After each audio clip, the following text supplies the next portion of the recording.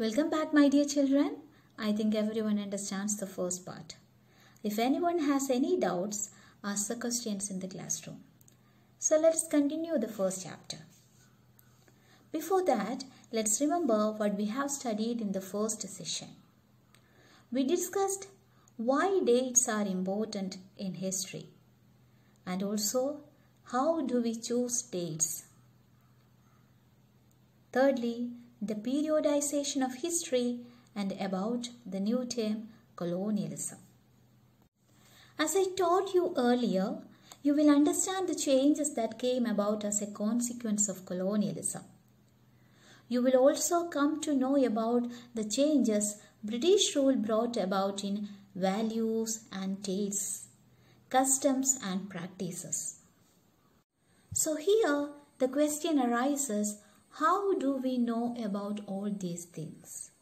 So under the topic, how do we know? We will discuss all these key ideas in detail. So the first of the key idea was the idea of keeping official records. Each and everything under the British rule was to be documented. So this was documented as memos or as reports or as notings. Here you can see some examples. So that was the one thing we learned very well from the Britishers.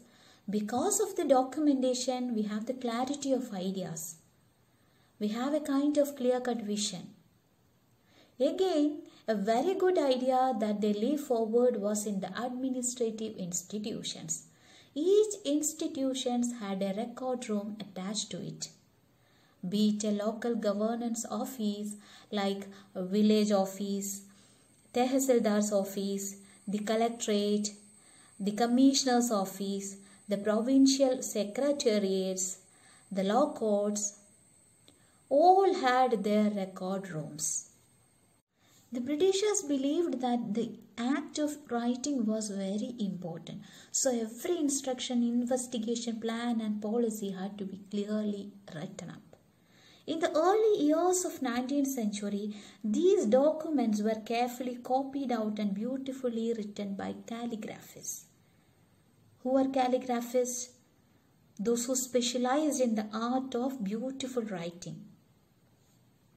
By the middle of the 19th century, with the spread of printing, multiple copies of these records were printed.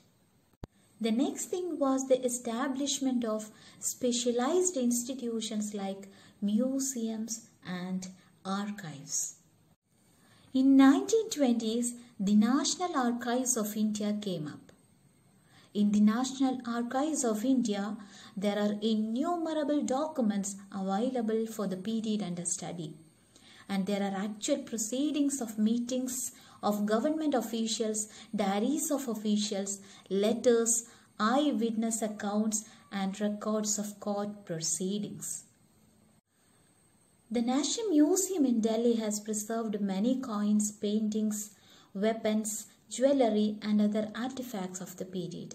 Besides literary sources, maps, photographs, paintings and statues also constitute an important part of the sources.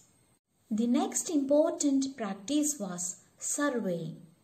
The British believed that a country had to be properly known before it could be effectively administered. So that the Survey of India was set up, which made detailed maps of towns, villages, mountains and coasts. You may have heard about online surveys now. In the villages, revenue surveys were conducted in order to know the quality of soil, flora, fauna, cropping patterns, etc. Numerous other surveys were also conducted.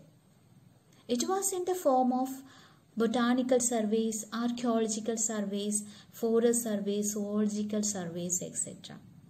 And by the early 19th century, surveys were being carried out to map the entire country. Here is the first Surveyor General of India, Colin Mackenzie, who was appointed in 1815. Okay, have you heard about census? What is meant by census? Yes, I will tell you. A census is an official survey of the population of a country that is carried out in order to find out how many people live there and to obtain details of such things as people's ages and jobs. So that a comprehensive census was conducted in India in 1871. Do you know when the census has been held? Yes, it has been held every 10 years. And remember one thing, the first modern census of India was conducted in 1881. So these administrative records are the literary source of information. Here, another question arises.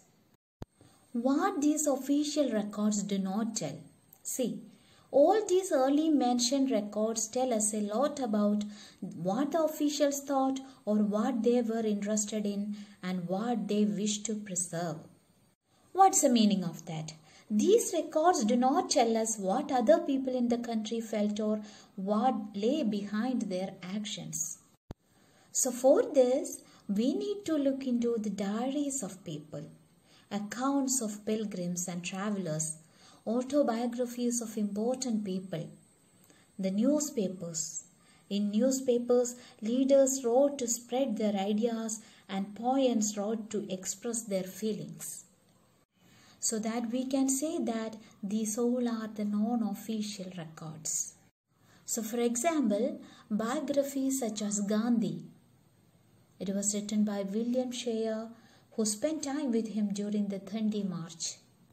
And another was Rasundari Devi, who was the first woman to write an autobiography, and it was in Bengali.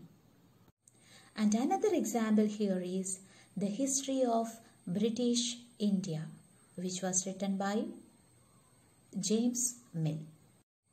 Here you can see some newspaper clippings also. So here comes the end of our first chapter. So these are the changes that came about as a consequence of colonization. After the British invasion, colonization led to the creation of official records. Separate record rooms and institutions were established, and the British conducted many surveys to know the country well. But these records tells us what officials thought and what they wished for. But there are other sources which we find in plenty. So as we talked about, this chapter forms a kind of introduction what we are going to study this year. We'll give you the questions and assignments later. Till then, thank you. Have a good day.